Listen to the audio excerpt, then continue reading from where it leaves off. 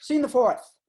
We are in a government-style room. How do we know this? Because there are American flags everywhere and brown wallpaper, and a small camera above a very large and flat television screen. Seated around the table are men in military uniforms. They mumble together. We'll collectively call them the council. For the purposes of the following, they will speak as one. A secretary-type mousy man enters. His name, Scott. Hello, gentlemen. Our visitor is here for the presentation. Are you ready for him? Send in the visitor, Scott. Yes, sirs. Scott leaves the room quickly and re-enters with Professor Lichilds. Professor Lichilds is in a doctor's coat with a doctor's bag and a doctor's stethoscope around his neck. He is a professor of philosophy. Gentlemen of the council, I present to you Dr. Beverly Lichilds, Ph.D. Scott basically sprints out of the room. There are a few locks from the outside. Silence. Dr. Lichilds stares at the council. The council stares at Dr. Lichilds. Have a seat, Doctor. Please,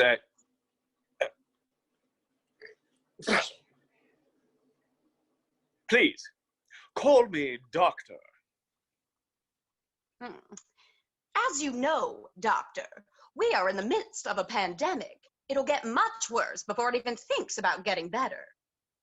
So it's like my ex-wife, then? Except for the getting better part. No one laughs, not even Dr. Lichilds. Given that you're a medical professional and we need your help coming up with a vaccine, a very strong vaccine that can flatten the curve, if you will, we encourage you to hashtag that. If there is one thing Nietzsche and Proust have taught me, it's the effectiveness hashtagging has against pandemics and infectious diseases. Our research has shown much of the same. Of course, we are not trained medical professionals such as yourself. Tell my ex-wife that. Again, no laughter from anyone. Your levity is very much appreciated in these dark times, but if we can have a moment of critical thinking. I thought you'd never ask. People are dying, Doctor. We're no closer to beating this thing than we were at the beginning of the Ebola crisis, or swine flu, or even that halftime show with the two Latina women. What's more, this COVID-19 seems to have taken a mind of its own. It wants blood and carnage. It thrives off it. Remember China? I do. You know what happened to China, Doctor? I do not. COVID.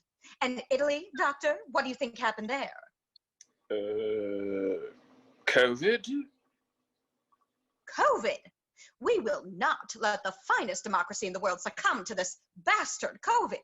It wants America, but it will not succeed. That's where you come in. I must find a vaccine. But how? Before the council has a chance to answer, a message on the screen appears. The President of the United States will be on in 5, 4, 3, 2, 1. Hello, gentlemen. No ladies. Good. Probably for the better. The best, actually. Though we've got some smart ones. A few. Yes, I am the best. My staff, not quite, but the best, but pretty good. Almost good. I knew about this virus a long time ago, much longer than my staff did. Their response has been worse than mine, but still pretty good. I think we have a long way to go with them, but me? No, I'm healthy, very healthy. The tests are negative. The brain tests were all positive. In the big numbers, I think. You could ask Jerry. Jerry will tell you he never saw numbers so high. But these coronavirus numbers, they're low. very low. 600 cases of death here, which is just about the lowest they can be. A little less than 600, but I'd say it's exactly 600. Italy is in bad shape, folks. China too, but I'm in terrific shape. The best.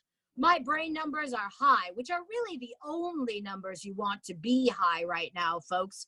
The Dow could be higher. I think it will be by tomorrow, maybe the next day at the latest, but for sure tomorrow they'll be high.